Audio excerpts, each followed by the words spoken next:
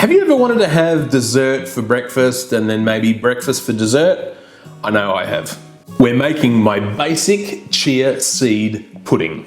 Now, when I say basic, I don't mean basic in flavors. I mean, this is the base recipe that you can build upon to make so many other variations from this one recipe, so it doesn't get boring if you're looking after your health. Now, I'm not going to bore you with why chia seeds are really good for you. You can do your own research on them, but what I will tell you is the chia seeds from a cooking point of view are so versatile and easy to work with. And like I said at the beginning, it's a breakfast and a dessert, and it's good for you. It's got great flavors, great textures, and the variations are endless. So into a jug, I'm going to place in my coconut milk, and that's just the milk flavor that I'm going with. Now, you could use almond milk, you could use some cashew milk if you wanted to as well. If you want to use dairy as well, you can.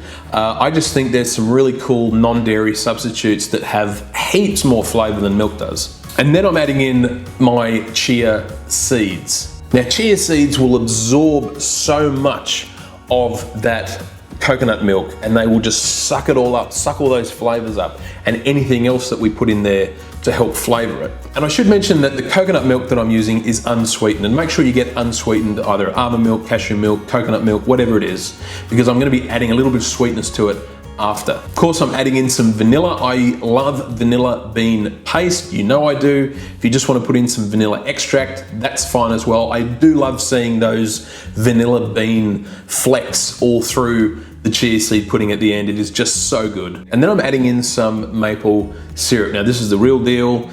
Make sure you get real maple syrup. You could substitute this for honey or maybe another sweetener out there like stevia or something like that. Just be careful with the stevia because it can get really, really sweet. You don't want this over sweet.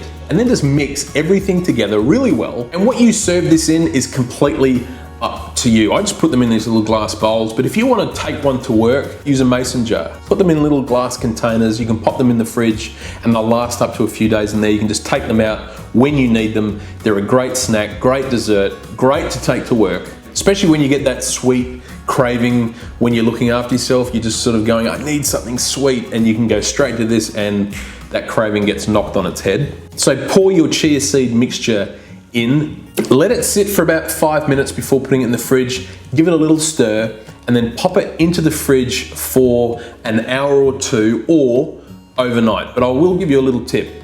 If you are doing this the night before, just pop them in the fridge and you can get to them in the morning, that's fine. If you're making them in the morning for later in the day, about an hour after they've been in the fridge, just take them out and just give them a little stir around. What I find that does at the end, it gives you a much creamier result in texture. You're not going to have those really hard lumps. It's going to just be very, very smooth and creamy. And I think that just works really well. But like I said, if you are doing it overnight, just leave it. You don't have to get up from having a sleep and stir these chia seed puddings. That's too hard. To serve up, it's really simple. I'm just adding some fresh berries to it. I've got some strawberries, some raspberries, and some beautiful blueberries, a sprig of mint. And for me, that is heaven. Now, you can change this up however you want. If you want to add organic unsweetened cocoa to this, go for it.